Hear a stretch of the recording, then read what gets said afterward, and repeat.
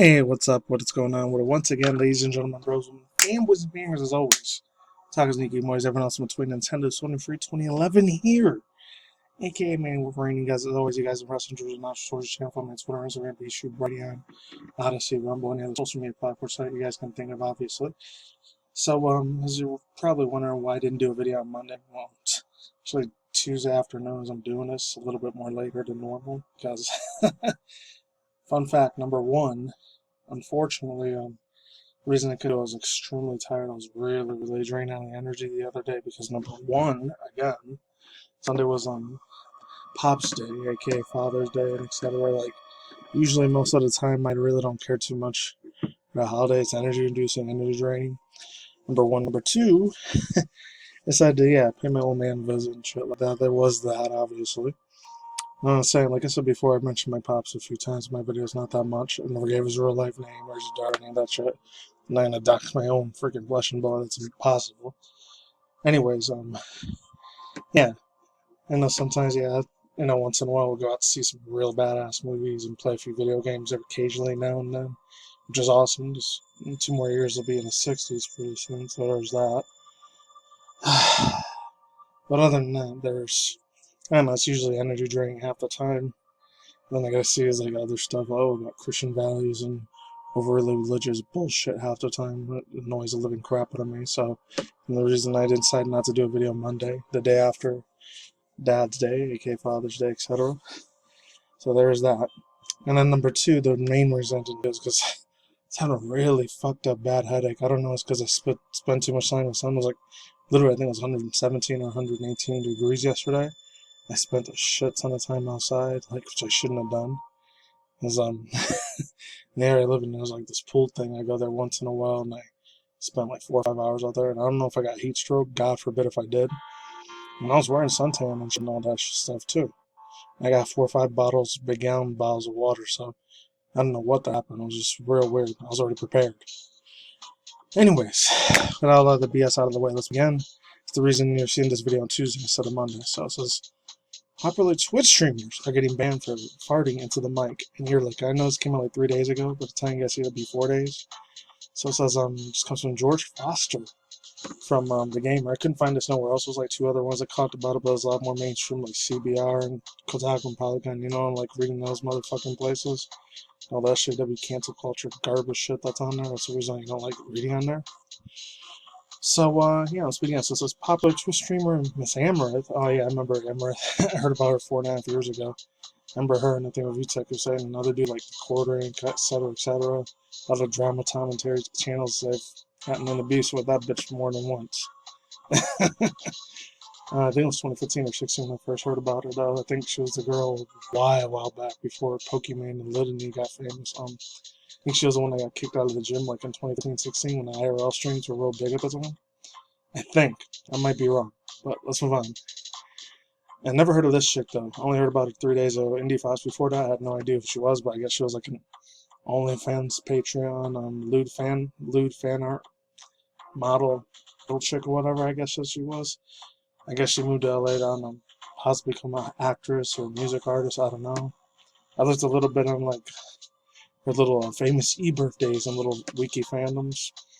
I don't know a little bit about the chick, not that much, so barely learned about her 3 days ago, so let's move on. So it says, like I said, popular streamers like Amarouanth and IndieFoxx have been banned from the platform after a new form of ASMR involves loudly licking and farting into the headsets. Both Amarouanth and IndieFoxx have spent their last few streams taking part in extreme ASMR, which has initially stated that they're licking their microphones suggestively. Amarouanth can be seen in several clips wearing a horse mask and bashing her face into the headset. I did watch that. That was like one of the most stupidest garbage cringe streams clips I've ever seen. That's why I don't go on Twitch, but let's move on.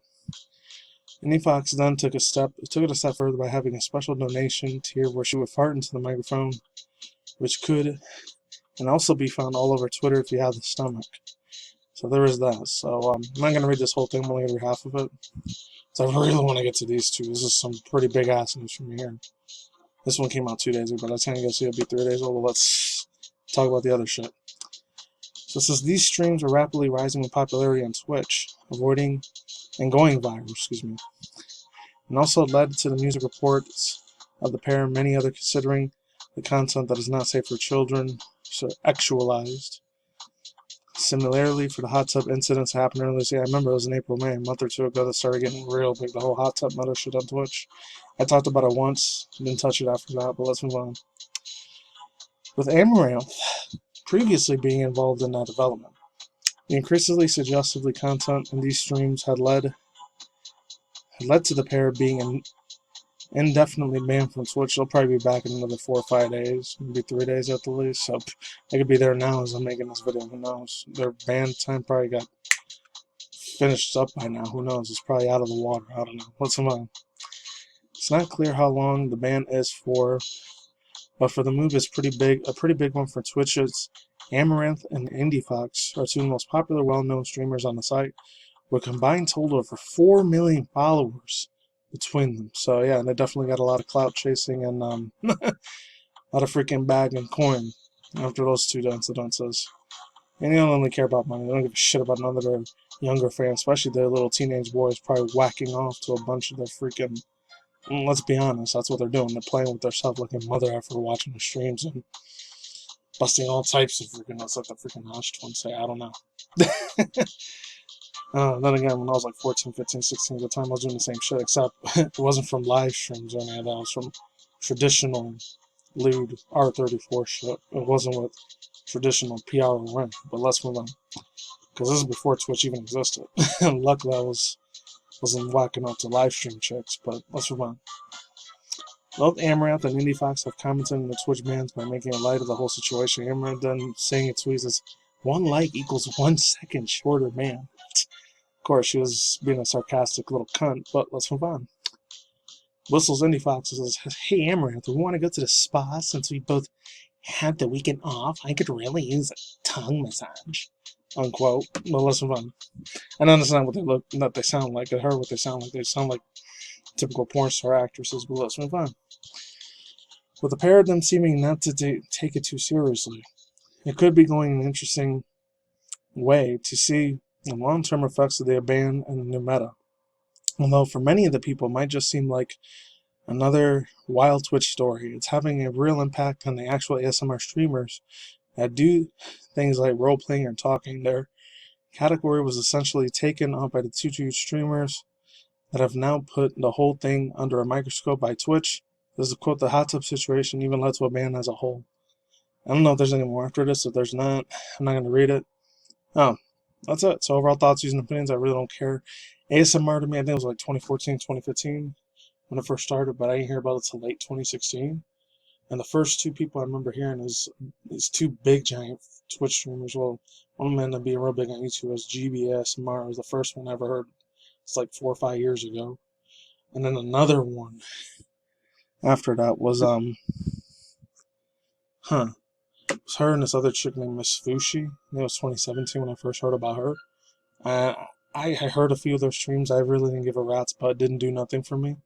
Like physically, mentally, emotionally, spiritually. It didn't do anything for me at all. Honestly, it bored me and put me to sleep really quick. It was supposed to put you to sleep, but it's nothing fun. I really don't give a rat's ass about it. If women want to do this as much as I want, there's some guys that do it too. It's mainly women that do it more than men do. That's not me being sexist or misogynistic. I'm just saying. But yeah, this is the reason why I've been wanting to play this Metroid Fusion and Metroid Zero music in the background all the time. This came from VG247 and N4G. So there is that. So links in the description box down below.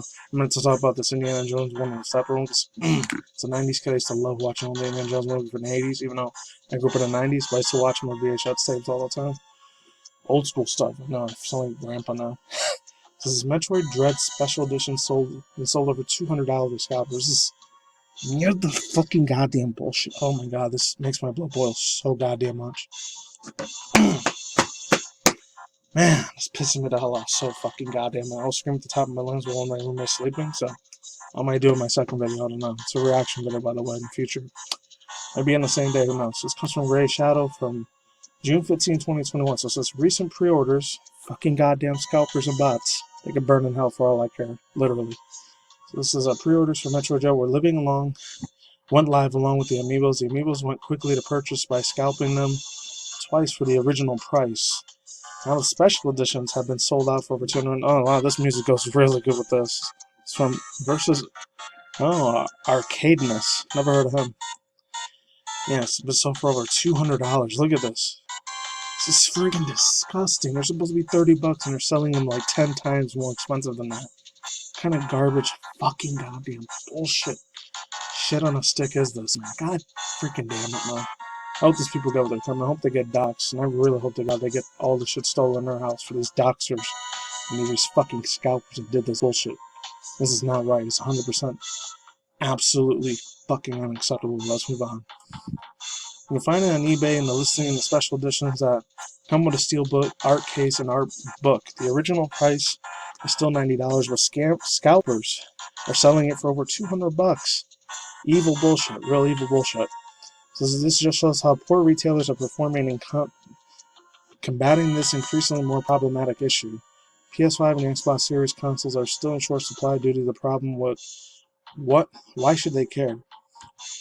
They get their sales regardless whether they refuse to modernize or prevent this from happening. See? They don't care about money and profit. You fucking assholes. And fuck Walmart, Target, and Best Buy for doing that bullshit too, and Amazon. They should be goddamn fucking ashamed of themselves. Oh, this makes me so freaking angry. But let's move on. Metroid Dread launches on the Switch on October 8th. Target is sold out and is suffering the same issues. Of course, Target, Walmart, and Best Buy are suffering just as bad. This is from Newfeed. I never heard of Newfeed before, so I gotta credit due for those guys. But yeah. And let's start playing this. So yeah, this one right here, Bayonetta 3. I'm not gonna be able to get to the Indiana Joneses. Sucks. The only thing I know is they're in early stages for development, so Bethesda getting involved with that because I really want to play the absolute crap out of that game. It's like one of the most best nostalgic franchises Steven Spielberg ever created. That's the Jurassic Park and all the other stuff.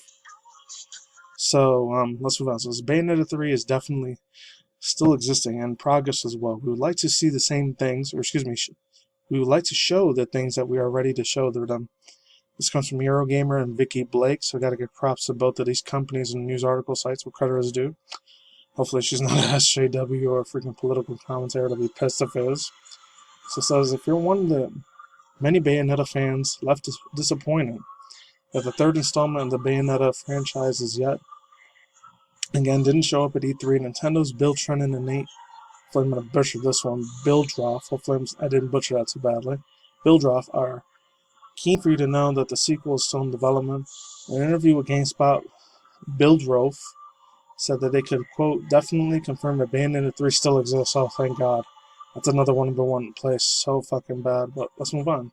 This quote from, I guess, from GameSpot's original reporters. I guess they talked with Eurogamer, or Bill Trennan, when he used to work with Reggie Fils-Aimé. So it says, I will even go further on to say, I will even go one further and to say that not only does it exist, but it's in progress as well. Thank God. That's another game I want to get my hands on besides Indiana Jones, and that comes out for Bethesda. Hopefully it is for the PS5, because I am going to get that system instead of the Xbox Series X and S. Because that'll only be for Microsoft exclusive Xbox Series X and S, I ain't going to be able to play it. I'll be very upset at that. Let's move on. It says, we like to show things that we are ready to go and show them for. Certainly, we like to show things that were when the developer is ready to show them. We didn't even have it here at E3, but stay tuned, unquote. It's the latest in a long line of updates from the studio to keep reminding us that the development of Bayonetta 3 is still underway, even if we yet to hear or see very much about it just yet. The Nintendo Switch exclusive third installment of the Bewitching franchise was revealed in 2017, but developer Platinum Games has been pretty taciturn. I've never heard of that word before. Taciturn on progress since then. Only infrequently breaking covers to install the game is yet still in development.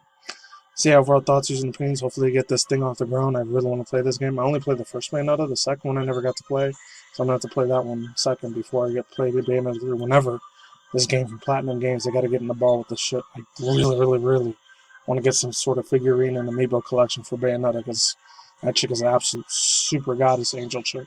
Watched so much R34 of that bitch. But that's all I gotta say for now, my dear. Peace out once again, ladies and gentlemen, bros, women, fanboys, fangirls, always talking noon. I'll soon see you guys a day, every night, wherever